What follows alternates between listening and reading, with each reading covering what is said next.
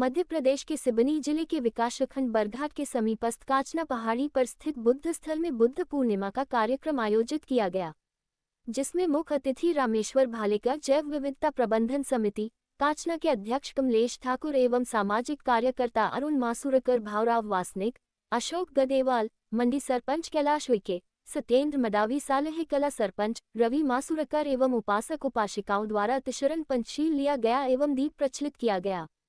इस अवसर पर श्री भालेकर ने गौतम बुद्ध से जुड़ी प्रेरक कथा के माध्यम से बुद्ध की जीवनी पर प्रकाश डाला। अरुण मासूरकर ने कहा कि बुद्ध के बताए गए शांति के संदेश मार्ग पर चलकर ही हमारा एवं विश्व का भला हो सकता है।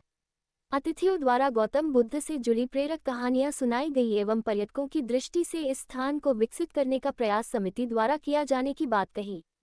कार्यक्रम में उपासकों द्वारा खीर पूरी की व्यवस्था की गई थी। कार्यक्रम सफल बनाने में उपासिका प्रभा मासूरकर, उपासिका अंजू वासनिक, संतोष यादव, तोप सिंह यादव, अरविंद वासनिक का सहयोग सराहनीय रहा। गर्मी के बावजूद भी उपासक का उत्साह देखते ही बन रहा था। शरणं गच्छामि, संघं शरणं गच्छामि, द्वितीयं पि बुद्धं शरणं गच्छामि, द्वितीयं पि धम्मं शरणं गच्छामि, द्वितीयं पि संघं शरणं गच्छामि। के पास में जाकर के बैठने के बाद सुस्त होकर के बैठ गए तो उसी रात में पानी आया हुआ था। तो एक छींद का पेड़ था, छींद के पेड़ के पास में एक चिड़िया का घोंसला था और उस घोंसले में चिड़िया के अंडे थे।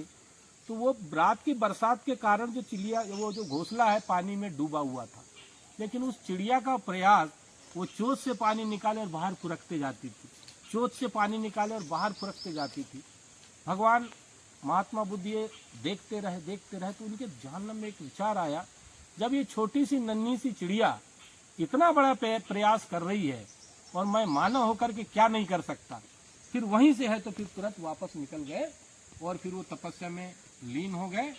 और तपस्या में लीन होने के बाद में उन्होंने बहुत अच्छे से प्रकृति का, सांसारिक जीवन का पूरा विश्लेषण किया और विश्लेषण करने के बाद में उन्होंने कहा ईश्वर कहीं नहीं है, ईश्वर मेरे अंतरात्मा में। जैसे आप मन को नचाओगे, जैसी आप कल्पना करोगे, वैसे ही आपके अंदर विचार आएंगे, वही विचार आपको आगे बढ़ाएंगे। आप जैसा सोचोगे वैसा पाओगे। ये महात्मा बुद्ध ने केवल एक चिड़िया के प्रयास को स्वीकार करके आज इतना बड़ा उन्होंने ज्ञान प्राप्त किया।